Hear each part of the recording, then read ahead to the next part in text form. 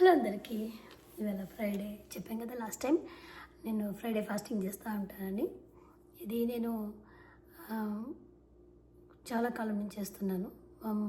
First నుంచి చేసేదాన్ని కానీ తర్వాత మానేశాను. తర్వాత మళ్ళీ చేస్తున్నాను అనమాట.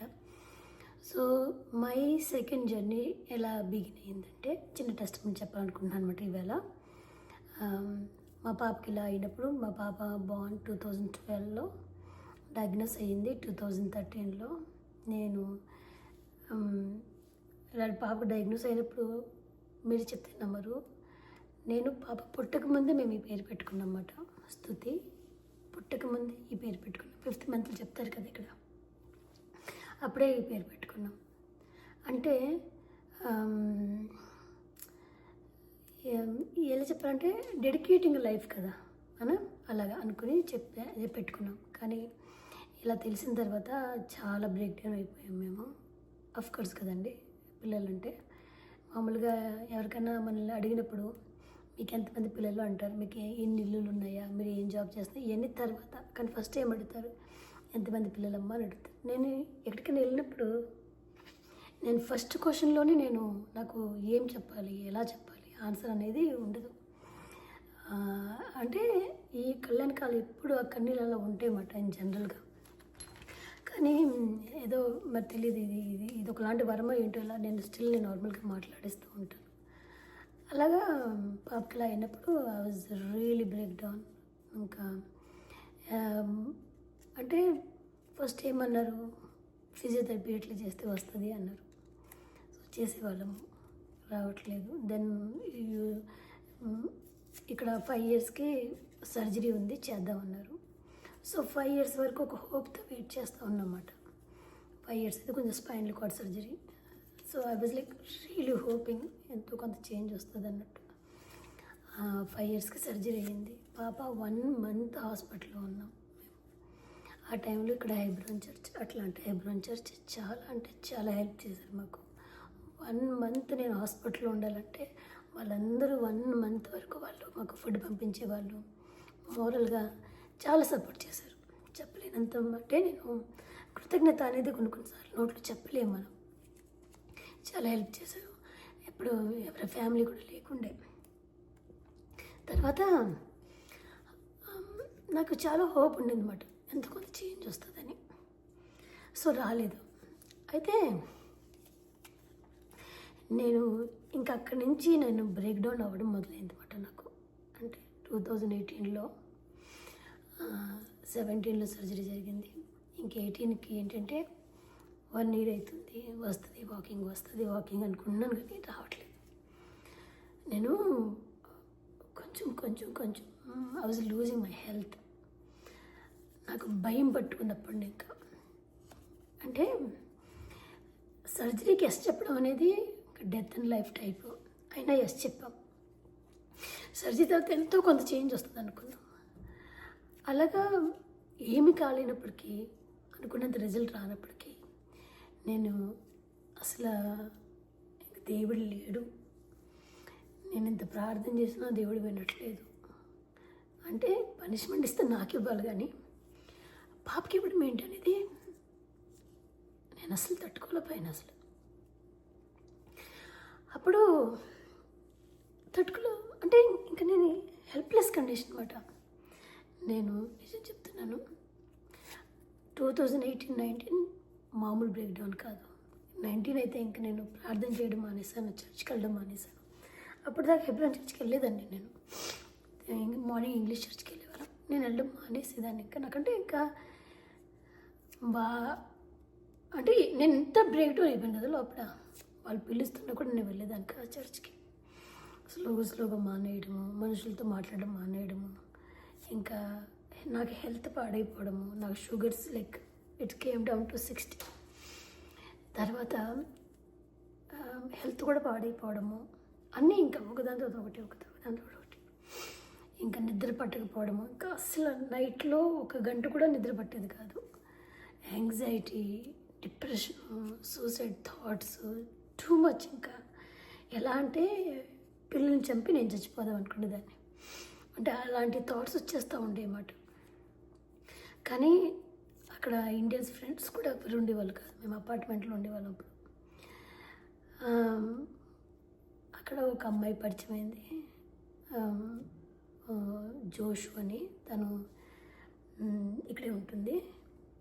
తను నన్ను గమనించినట్టుంది, నన్ను ఇంటికి తీసుకెళ్ళి భోజనం పెట్టి వాక్యం చెప్పింది అన్నమాట. నాకు ఈ వాక్యం నేను ఎప్పుడు మర్చిపోలేను తన్ని.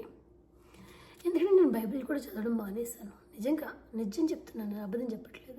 I came to that point, దేవుడు లేడు. నాకు ఎలా డబుల్ అయిపోయింది అన్నమాట. అప్పటిదాకా ఒక ఇంతు. నాకు అప్పుడు ఎలా అయిందంటే, నాకు చిన్నప్పుడు పడిన కష్టాలు కూడా ఎక్కువ గుర్తు వచ్చేసి అన్నమాట. అంటే చిన్నప్పుడు నేను 5 ఇయర్స్ అప్పుడు మా అమ్మ చనిపోయింది. అంటే నాకు మెమరీ కూడా మా అమ్మ గుర్తులేదు, అసలు గుర్తులేదు నాకు. అంటే నేను ఏం పాపం చేస్తే మా అమ్మ చచ్చిపోయింది, నా పాపమా అన్నట్టు ఉండేది చిన్నప్పుడు. కానీ మర్చిపోయాను తర్వాత. నాకు ఈ పాపకి ఇలా అయినప్పుడు అది నాకు డబుల్గా as a child I cried my whole life. As a mother I'm crying. ఎందుకు వచ్చింది, ఇంకెందుకు బతకాలి అనేది నేను ఇంకా అసలు తట్టుకోలేకపోయానమాట నేను. అప్పుడు దేవుడు ఈ వాక్యంతో మాట్లాడాడు. అంటే ఆ సిస్టర్ చూడండి ఎంత ప్రేమ కలిగి ఉందో. నేను చెప్తాను కదా, నేను చర్చ్ పీపుల్కి ఎంత రుణపడిపోయాను అనేది ఇప్పుడు మళ్ళీ ప్రూవ్ అవుతుంది. ఎలా అంటే ఐజాయా చాప్టర్ 54, అంటే తెలుగులో యెషయా గ్రంథము 54వ వచనం అండ్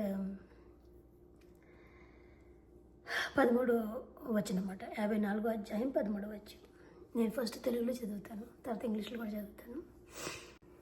సో ఇక్కడ ఎలా ఉందంటే, నీ పిల్లలందరూ యెహోవా చేత ఉపదేశం నందుదురు, నీ పిల్లలకు అధిక విశ్రాంతి కలుగును, నీవు నీతి గల దానిపై స్థాపింపబడదవు. చూడండి ఇక్కడ ఎలా వచ్చింది వాక్యం. నేను ఈ వాక్యం చదివినప్పుడు నేను ఎన్నిసార్లు బైబిల్ చదివాను అంటే 15 ఇయర్స్ నుంచి, నేను చెప్పాను కదా క్రైస్ట్లోకి వచ్చాను, 15 ఇయర్స్ నుంచి బైబిల్ చదువుతున్నాను. How come I don't remember this అనిపించింది నాకు. అసలు బైబిల్ ఈ వాక్యం ఉందన్న సంగతి కూడా నాకు తెలియలేదు.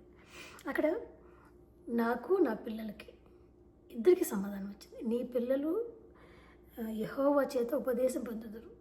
టీచర్లు వాళ్ళు వీళ్ళు కాదు, యెహోవా ద్వారా నీ పిల్లలకి అధిక విశ్రాంతి కలుగును. నా బిడ్డకి అధిక విశ్రాంతి. నిజం చెప్తే నమ్మరు. నా బిడ్డను చూసినప్పుడు మీరు intelligence and patience rare combination. And నా పాపకి 2 ఉంటాయి అన్నమాట. Rare combination. అసలు ఇంటెలిజెన్స్ ఉన్న వాళ్ళు పేషెన్స్ ఉండలేరు. కానీ my daughter is blessed with both అన్నమాట. అండ్ నీవు నీతి గల దానిపై స్థాపింపబడదువు. నేను నీతి గల దానినై. అప్పటి వరకు నేను ఎలా ఉండేదనంటే, నేనే పాపం చేశాను, నా పాపం వల్లే మా అమ్మ చచ్చిపోయింది, నా పాపం వల్లే నాకు నా బిడ్డకి ఇలా జరిగింది, నేనే శాపగ్రస్తురాలు, నేను చచ్చిపోతేనే దరిద్రం వదిలిపోతుంది. కానీ పిల్లని ఎవరు పెంచుతారు? ఈ క్వశ్చన్స్ వల్ల నేను చావలేకపోయేదాన్ని. కానీ ఇలా ఉండేది నా మైండ్ సెట్. నువ్వు అక్కర్లేదు, బాధించేవాడు నీకు దూరం అవుతాను, భీతి నీకు దూరముగా ఉండును, అది నీ దగ్గరకు రానేటదు. ఈ 3 వాక్యాలండి, ఈ 2 వాక్యాలు నా జీవితాన్ని మార్చేసినాయి అన్నమాట. నేను అదే వాక్యం నాకు ఇంగ్లీష్లో కూడా చదువుతాను. ఎలా అంటే, all your children shall be taught by the Lord, and great shall be the peace of your children. In righteousness you shall be established, you shall be far from oppression, for you shall not fear from terror, and for it shall not come near you. So ఈ 2 వాక్యాలు నేను ఇప్పుడు Bible చదివినప్పుడు ఇలా 2 పెట్టుకుని చదువుతూ ఉంటాను అనమాట. అలాగా ఈ వాక్యము బైబిల్లో ఉందా, లేకపోతే ఏదో కొత్తగా రాయించబడిందా అన్న క్వశ్చన్ కూడా వచ్చింది నాకు.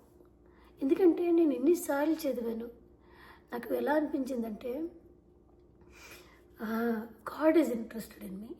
తర్వాత నేను ఇలా పట్టుకుని వెళ్ళాను, అలాగా వాక్యం ఇదే బైబిల్, అది ఇలా పట్టుకుని వెళ్ళి నేను మా కౌంటర్ టాప్ దగ్గర అపార్ట్మెంట్లో ఇలా పెట్టుకున్నాను నేను. అది ఎలా అంటే బెడ్రూమ్కి కిచెన్కి మధ్యలో ఉంది. సో అది అలాగా నేను ఇలా వస్తూ పోతూ నేను 3 రోజులు ఇదే మెడిటేషన్ అంటే ఇదే వాక్యం మీద ఉండిపోయాను. నేను ఈ వాక్యాన్ని చూసేదాన్ని మధ్యాహ్నం, ఈవినింగ్, రాత్రి ఇదే చూసేదాన్ని. నేను 3 రోజులు అసలు నేను ఇందులోనే ఉండిపోయాను. నేను దేవుడు నాతో మాట్లాడుతున్నాడా, దేవుడికి నా మీద ఇంట్రెస్ట్ ఉందా, దేవుడు నా బిడ్డకి నేర్పిస్తాడా, నేను నీతి గలదాన్నా, నన్ను దేవుడు నాతో మాట్లాడా, దేవుడు నన్ను ఇంకా పరిగణిస్తున్నాడా, నేను దేవుడు నమ్ముకోవడం మానేశాను, నేను ప్రార్థన చేయడం మానేశాను, అయినా కూడా నన్ను దేవుడు ఇష్టపడుతున్నాడా, లేకపోతే God is interested in me అనేది ఈ వాక్యం ద్వారా నాకు బయటపడింది. ఇంక తర్వాత నేను అన్న, దేవా, ఒకవేళ నా బిడ్డ నీ చిత్తం ఇలా ఉన్నప్పుడు నాకు ధైర్యం ఇయ్యు. నేను నీ చిత్తం నేను పెంచాలనుకున్నప్పుడు నాకు ధైర్యం కావాలా. నాకు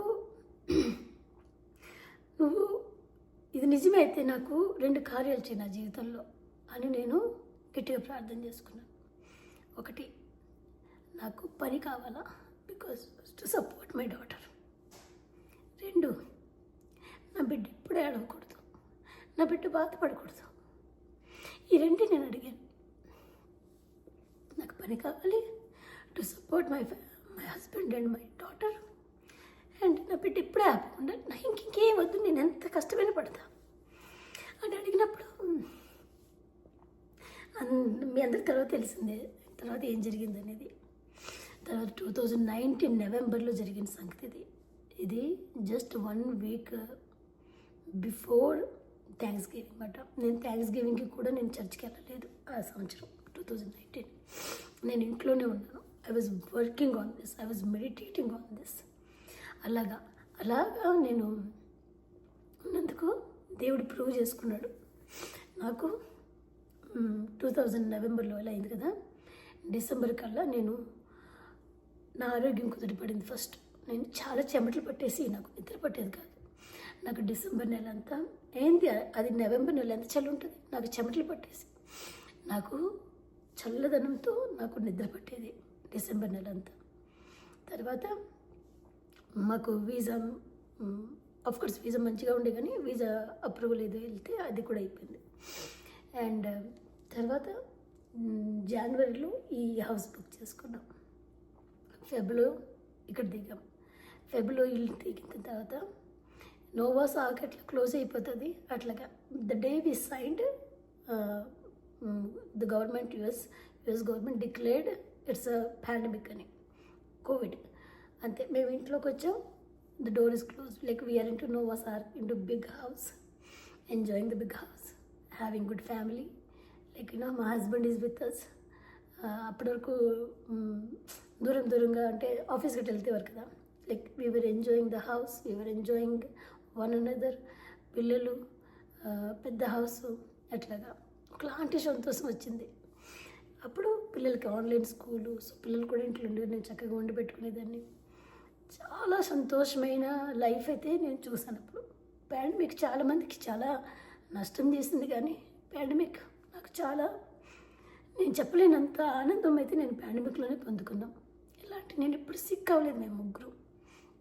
అది కాకుండా మార్చిలో నేను డే కేర్ స్టార్ట్ చేసుకున్నామాట, ఇంట్లోనే చిన్నగా హెల్ప్. అది చాలా బాగా వర్కౌట్ అయింది. ఫైనాన్స్లో నాకు చాలా హెల్ప్ అయింది. తర్వాత పాప థెరపీస్ వెళ్తూ ఉండేవాళ్ళము. అండ్ పాపకి అసలు నేను డిప్రెషన్ ఉండిపోయి నేను పాపని చదివించేదాన్ని కాదు. పెద్దమ్మని చాలా చదివించాను కానీ చిన్నమ్మని చదివించేదాన్ని కాదు. తర్వాత చిన్నమ్మని చదివించేదాన్ని. నాకు చాలా టైం ఉంది, పాండమిక్ కదా, I could make it study. తను ఎలా అంటే 5th గ్రేడ్ వచ్చినప్పటికీ షీ బికేమ్ లైక్ టాపర్. అన్ని సబ్జెక్టులోనూ 100s వస్తాయి, అన్ని సబ్జెక్టులోనూ she is like doing best. నేను స్కూల్కి వెళ్ళినప్పుడు they treat me like best అన్నమాట. అండ్ షీ గాట్ 5th గ్రేడ్లో she got student of the year award. అంటే ఇదంతా ఎక్కడి నుంచి వచ్చింది చెప్పండి? ఒక్క వాక్యం, ఈ వాక్యం నమ్ముకున్నందుకు నేను నా లైఫ్లో మేము చూడలేనంత సంతోషం చూస్తున్నాను. ఫైనాన్షియల్ ప్రాబ్లం పోయింది, నాకు పని వచ్చింది.